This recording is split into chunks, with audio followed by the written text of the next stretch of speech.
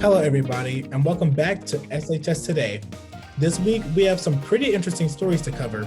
I'm Andra Gatlin. And I'm Prevedal.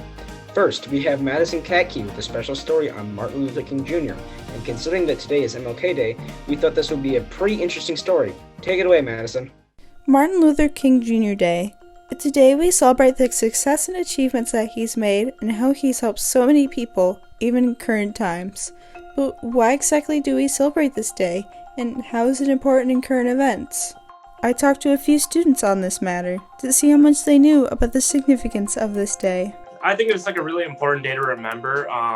Has a lot of historical context of things that were present at that time. I think those issues are still, pretty impactful today, and it's something we can't forget.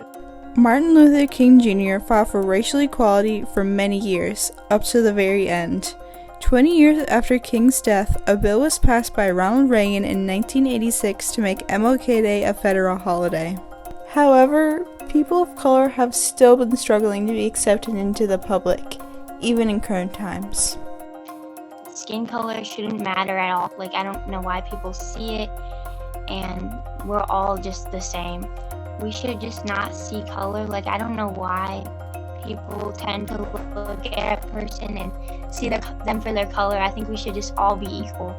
A survey conducted by Pew Research Center in Washington, D.C. says that black adults are about 5 times as likely than white adults to say that they've been unfairly stopped by police because of their race or ethnicity. This needs to change. This holiday isn't just about celebrating Martin Luther King Jr.'s life. It is a celebration of the people of color who have helped make society what it is now. I'm Madison Katke, reporting for SHS Today. Back to you in the studio. Thanks, Madison. I really like your story. Yeah, it's really interesting to see how different people's output on our history has changed. Do you like watching movies, Saline? Well, we have the story for you. Travis Whitman covers the topic of how companies are moving the releases straight to their streaming services, which causes a little bit of debate on whether or not the movie theaters will or should be able to stay relevant. There's more streaming services, and it's just easier to watch it.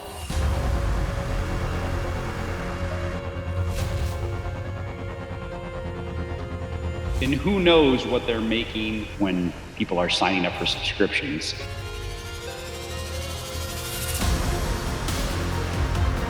Every time I think I know what's going to happen in the film industry, they change on me.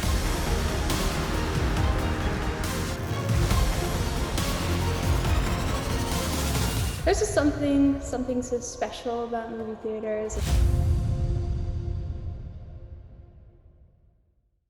Man, what a great trailer. Whoever made it deserves a raise. It really got me thinking. Will movie theaters go out of business? Will all movies just be on streaming services?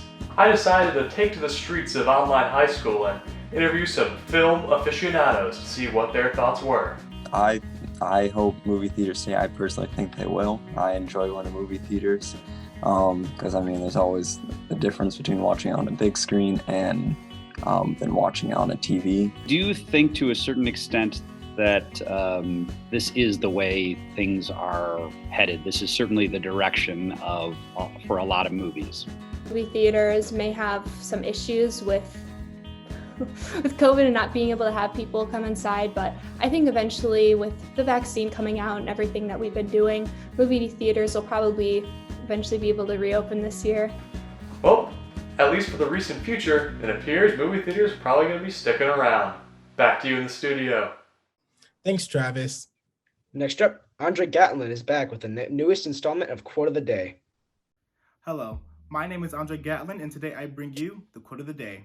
So getting back into the rhythm of school usually comes with the stress and anxiety school can cause, so it's important to keep up with your mental health. Going along with mental health, the quote of the week is, "Where there is peace and meditation, there is neither anxiety nor doubt." Today I interviewed one of my great friends, Hannah Wiles, who practices meditation to help reduce her stress when it comes to school. So how do you practice meditation? I actually found that lighting a candle and just kind of sitting down and having some me time helped me calm myself and focus more. And how does meditation benefit your mental health? So just kind of calming down helped me focus more on one thing rather than everything at once. And do you believe that meditating helped you with like your stress with school? I think it helped me with my stress in general, and it actually did help me kind of get on top of my work more than I was in the past because I was able to focus on just my work rather than everything. So in conclusion, take some time for yourself away from the problem that's causing your stress, relax, and get back into it when you're mentally prepared. I'm Andra Gatlin, and you're watching SHS Today. Well said, Andre. Now I'm just wondering, what do you do to practice meditation? Well, usually I go on different runs or I just listen to music to clear my head. And how does that form of meditation benefit you? Well, I think by me like going on runs and just like clearing my head makes me really focus when I get back to doing my schoolwork. Wow, that's pretty interesting. I might have to give that a try. Well, Saline, that looks like that's all the time we have for this week. Be sure to follow our Twitter and Instagram at Saline Video, and also subscribe to our YouTube channel, also at Saline Video. I'm Brendan Prevedal. And I'm Andra Gatlin. See you next time, Hornets.